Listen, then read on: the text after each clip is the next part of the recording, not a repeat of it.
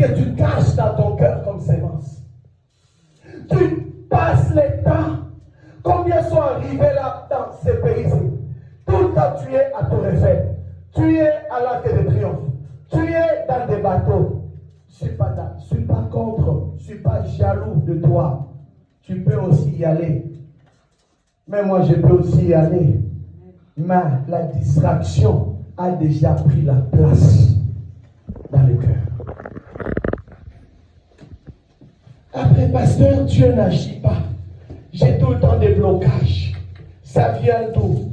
Ah, si quelqu'un vient me dire, dernièrement, je disais même à quelqu'un, ça ne vient même pas de ta famille. Quand tu me demandes ça vient d'où, ça ne vient pas de ta famille, ça vient de toi-même. Amen. Dis pas ton voisin, ton problème vient de toi-même. Parce que tu as déjà abandonné Dieu. Amen. Déjà, je vais choquer l'église cet après-midi. Déjà, même dans ton église ici, pour donner des actions de grâce, tu ne donnes pas. Mais des pasteurs de Facebook, des pasteurs de YouTube, tu les envoies. Nous, on a des fois du mal à payer la salle ici, tu envoies là-bas. Après, tu dis, mon problème là ne se résout pas, je ne comprends pas qui l'a fait. Mais, vous savez, je ne suis pas par un hasard comme étant le berger de cette église. Je ne suis pas par un hasard, ce n'est pas un hasard, tu sois aussi prévu dans cette église. Il y a une alliance. Et dans cette alliance-là, il y a la bénédiction. Il a dit, je bénirai celui qui te bénira. Et je maudirai aussi celui qui te maudira. Lorsque tu viens dire à ton père spirituel que tu es combattu, la parole d'un berger, c'est la bouche de l'Éternel lui-même. Si je dis tu gagneras, tu gagneras. Si je dis tu ne gagneras pas, tu ne gagneras pas. Je suis aussi un Pierre dans la ville de Roi. Ce que tu lieras sur cette église, ça sera lié dans le ciel. Et aucune puissance des ténèbres ne peut combattre contre toi. Parce qu'il y a l'alliance.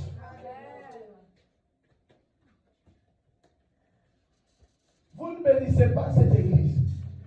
Vous envoyez d'autres bergers l'argent. Mais quand vous avez des problèmes d'argent, c'est au pasteur Philippe, Marvin, je peux parler ou pas, qui bénit cette église. Ah, je vois toutes les mamans, les têtes sont en bas. Non, mais c'est ça.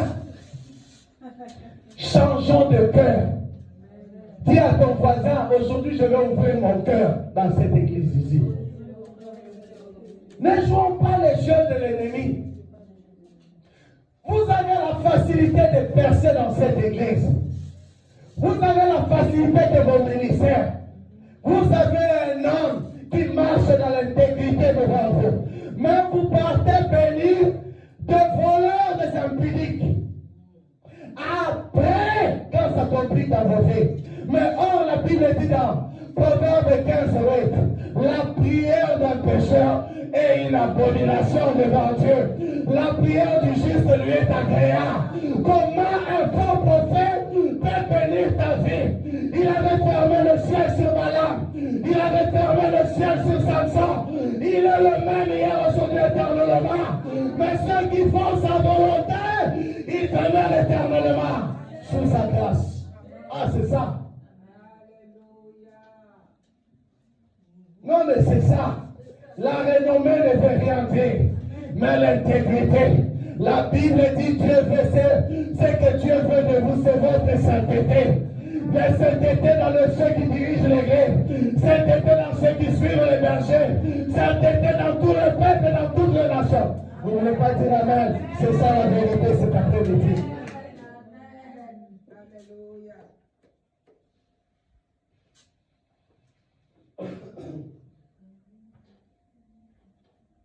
Il faut la nature de Dieu.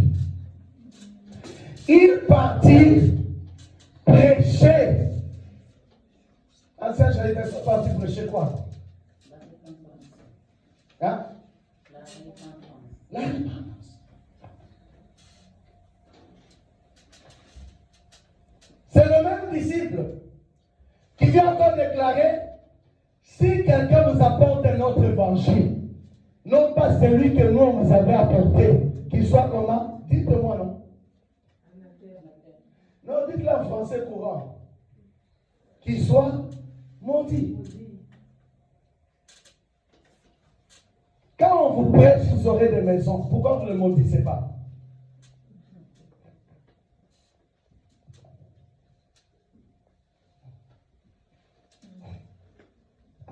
Tout le monde est calme. Quand on te prêche, tu auras des voitures. Pourquoi tu ne maudis pas celui-là? Parce que le message de la repentance et du pardon de péché, c'est la clé du royaume de Dieu. Amen. Amen. Amen. C'est ça. C'est la clé du royaume de Dieu. Les apôtres vont dire, cherchez premièrement le royaume des cieux. Qu'est-ce que tu cherchais premièrement? Dites un amen, non? Que quelqu'un entende ton amen, c'est la vérité. Ah, ma oui, je ne vais pas dire amen aujourd'hui. Tu veux que j'ai dit tu auras une maison? Ah, non. C'est ça. Vous savez pourquoi c'est qui nous bloque? Parce qu'on ne veut pas obéir à Dieu. Il n'y a pas d'obéissance. Amen. Il n'y a pas. Si tu marches avec ces messages, partout ils ont marché, ils ont prêché ces messages, l'esprit les conduisait dans la délivrance. Il chassait les démons. Les malades étaient guéris. C'est ce message qui déclenche le surnaturel.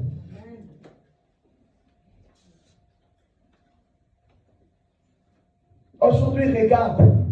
Qu'on vient de parler sur l'onction financière ici, tu verras que même quelqu'un va même nous révéler qu'il avait 10 000 $ à la maison. Amen.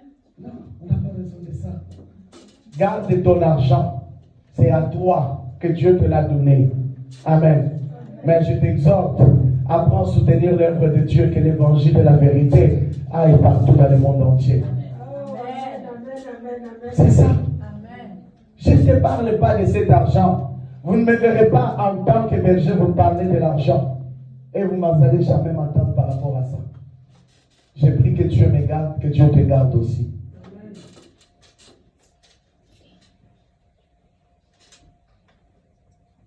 Partout, ils prêchaient.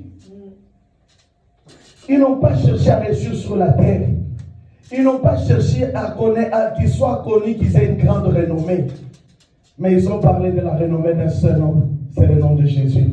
Parce que la Bible dit, il n'y a point de salut en aucun autre nom. C'est le nom de Jésus. Dis à ton voisin haute voix aujourd'hui, je ne peux rien te sauver. Je ne peux pas te sauver. Je ne peux pas te sauver.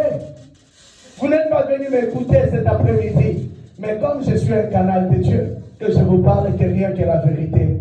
Que rien que la vérité vous soyez sauvés. Parce que si vous ratez le royaume des cieux, je serai responsable. Maudit soit celui qui détient la vérité captive. Vous connaissez la vérité. Pourquoi vous ne dites pas de la vérité à vos frères, à vos sœurs? Vous les envoyez toujours des odieux pour critiquer, pour leur dire fais attention avec tel oncle, fais attention avec tel tas. Mais pourquoi ce moment-là leur dire amène ton cœur à Jésus, Jésus agira pour toi. Que le temps soit favorable ou pas favorable, prêche l'évangile. Où sont tes gagnants? Cette église a besoin de ces hommes-là qui peuvent s'élever sincèrement. Ne travaillez jamais pour le pasteur V, travaillez pour Jésus. Moi-même, je prêche, je suis esclave de Jésus de Nazareth. Je ne suis pas votre patron ici. Je ne cherche pas un salaire ici, mais je cherche comme vous à lutter entrer dans le royaume des cieux. Mais de ce que je peux, de le peu de capacité que j'ai, je vous dirai toujours la vérité. Mais vous aussi, marchez dans la vérité. Marchez dans la lumière de Jésus. Quittez les ténèbres cet après-midi. Dans des champs de ténèbres, quittez, sortez. Entrez maintenant dans la vérité. Dans le royaume des cieux est proche. Ils partirent prêcher la repentance. On doit se repentir. L'église n'avance pas. C'est ton cœur qui ne fait pas avancer l'église.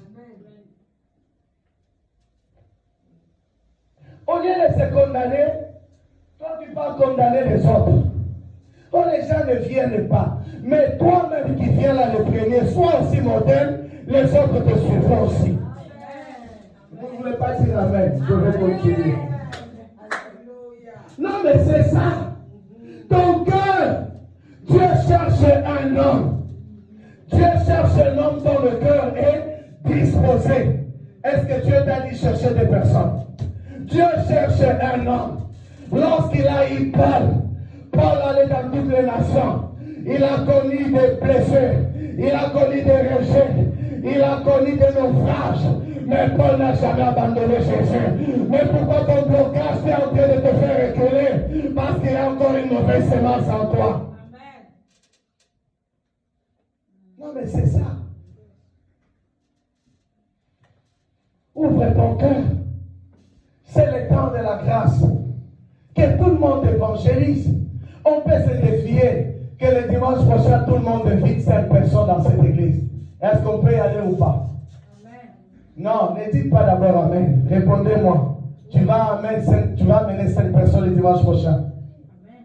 Non, je ne dis pas de dire Amen. Non. Que votre oui soit oui, que votre non soit non.